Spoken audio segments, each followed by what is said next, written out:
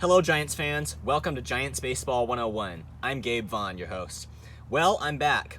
The Giants went 4 for 7 while I was away, so a pretty good week for them, but they have not regained the level of play that they once had this year. They did pull off a 12-0 win over the Padres in San Diego on Sunday. Then they beat the Diamondbacks 13-0 in San Francisco on Tuesday. So a couple of high-scoring games for the Giants. But they lost in extra innings to the Brewers at Oracle Park yesterday 3-2.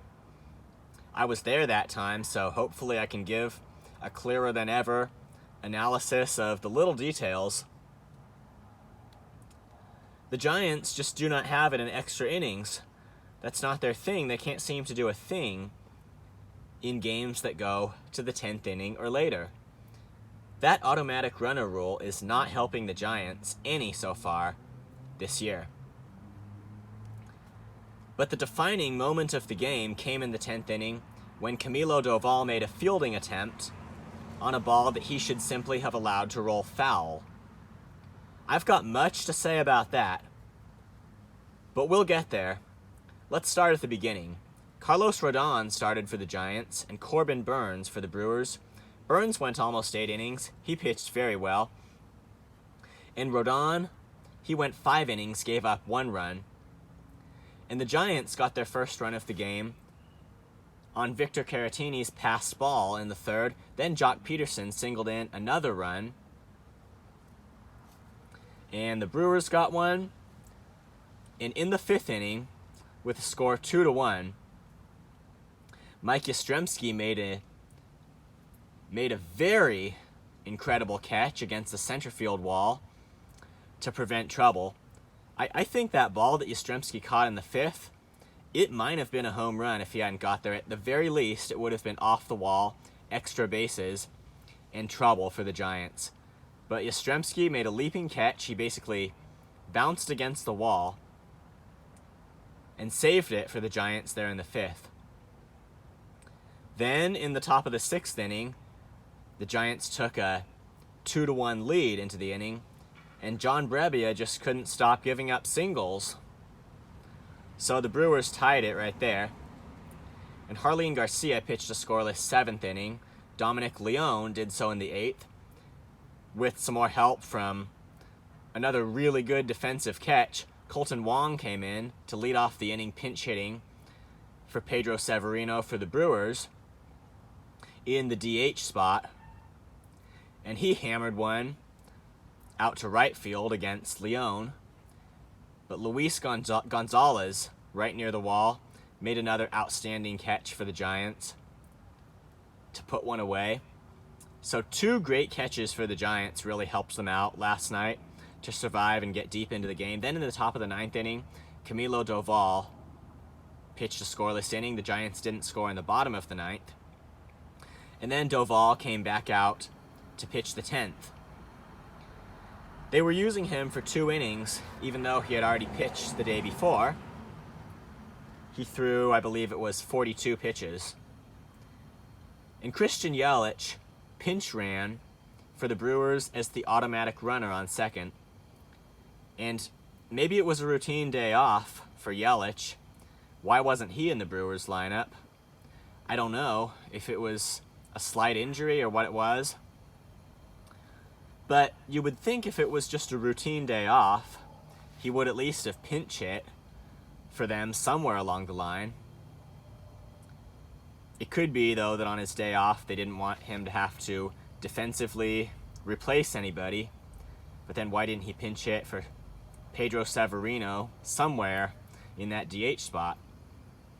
Well, I don't know, but anyway, Yelich was the pinch runner in the top of the 10th inning. And Doval got 2 outs. On one of the plays, Yelich moved over to third. And then the disaster struck. Jonathan Davis came up for the Brewers against Doval, and he hit a ground ball in the infield near the 3rd baseline. And Doval ran. He charged after it to go pick it up. But when he got there, Davis was already virtually right there at first, and Doval didn't end up even making a throw. And third baseman David VR wasn't playing in enough to be able to be the one to go and get that ball. Not sure if it would have made a difference if VR had been playing in a little bit more. But it was what it was. He used his best judgment about where he would stand. And he was standing, I think, a considerable distance in back of third base. So it was Jonathan Davis's ground ball along the third baseline. Doval picked it up. Didn't have a chance, didn't make a throw. Before we go any further, let's just go over a few fair or foul baseball rules. Here's what the rules say, best of my knowledge. A batted ball that touches the infield ground inside the bases is fair if, number one, it stays in fair territory, defined as being within the third and first baselines until it reaches or passes the base level. Or number two, it stops moving in the infield, doesn't pass the bases, but it stops moving in fair territory. Then it's fair. I should add, it would also be fair if it went directly over or if it touched one of the bases. Number three, a batted ball that touches the ground in the infield is fair if it is touched by a fielder before rolling into foul territory. Now back to the play. I believe that number three is what happened. Camilo Doval was right up near third, and he touched that ball. Now, if you look on sfgiants.com and you look at the whole analysis of the game, here's what they say about it. They say that it was, well, I'm not quoting anything exactly, but they say that it was Jonathan Davis's perfectly placed infield single that killed the Giants. Do you catch that? Perfectly placed infield single. Well, from where I was sitting, I thought that I had an exceptionally good angle, and I firmly believe that if Doval had not done anything to the ball, just let it roll, that it would have rolled foul. Basically to the left, speaking from the home plate perspective, that's not where I was sitting. I was in left field, but pretty close. I mean, close enough to see that there at third. And I saw the momentum, the trajectory of the ball, as though it were going to roll foul before reaching third base level. So, if that's the case, if I'm right, and I understand anyone can look at it from probably the best angles through the replay technology, but it doesn't sound like they gave that really a whole lot of consideration. So that's what I think is the drive that killed the Giants in the game. Camilo Doval attempted to field this ground ball and touched it before it would have naturally rolled foul. And I understand he had a quick decision to make there, because when he ran after it, the ball was almost at the level of third, just a few feet away. He had a split-second decision to make, I know. Also, obviously the best thing in a situation like that would be to just throw to first right there and get the out if you could do that.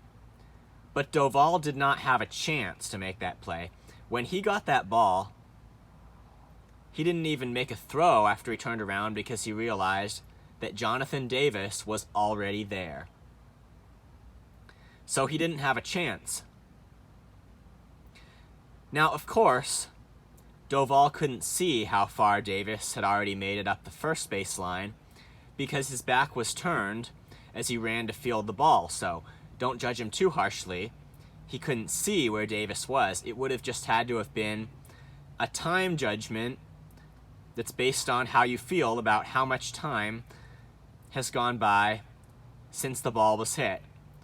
And Davis, I think he is a pretty fast runner for the Brewers. But anyway, that's what went wrong for the Giants. And if he had let that one go, and it had somehow crossed third base and been fair. Would it have been extra bases? I don't think so, because David Villar was coming in to be the cutoff man to back up Doval. So I think it would just have been the same result, nothing more to lose there. And with no chance of making a play at first, no chance at all, I don't think there would have been a chance of a play at home either. That's certainly not where Doval was looking to throw. I think he turned around and looked at first. So the best bet would have been to let that ball roll foul. And from what I saw, I believe that's what it would have done. And then Doval would just have had a chance to go and strike Davis out. In the bottom of the 10th inning, the Giants didn't score. Late night Lamont got a chance with 2 outs, but he flew out to end the game. So that's how it went last night. Giants are still 2 wins above 500. Better play next time. This has been Giants Baseball 101. I hope you enjoyed this. Please subscribe. Gets more urgent for you to subscribe as we get nearer the end of the year. And hopefully for the Giants, playoff time. There's still a chance for that. Still a very good one. You can email me too, GabrielVaughn89@gmail.com. Thank you for watching. Let's go Giants. I'll see you next time.